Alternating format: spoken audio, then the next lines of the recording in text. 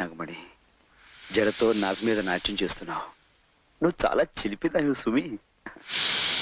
ఏమిటి బుస్సు బుస్సు? బామ్మ చూస్తే కాకిని కాల్చడు కాల్చేస్తుంది సుమి. పైకి తీసుకెళ్ళాలి. అదేమిటి, నువ్వు ఇక్కడుంటే మాట ఎక్కడి నుంచో వస్తుంది.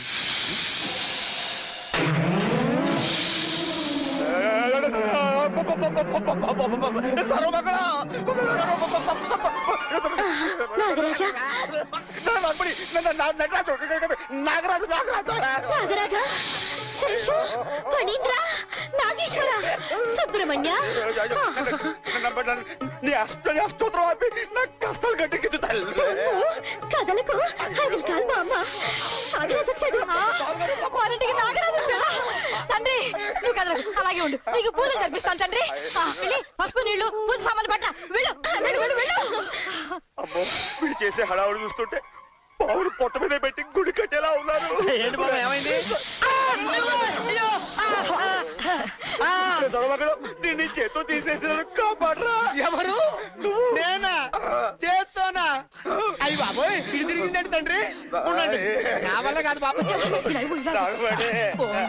బాబు గారు,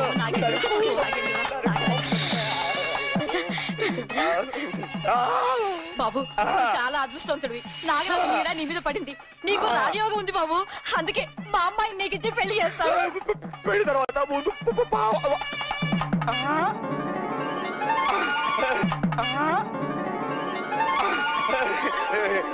పాము వెళ్ళిపోయింది. వెళ్ళిపోయిందా? మన సంగీతం వింటే ఎలాంటి పావైనా సరే దడదల్లాడి వెళ్ళిపో.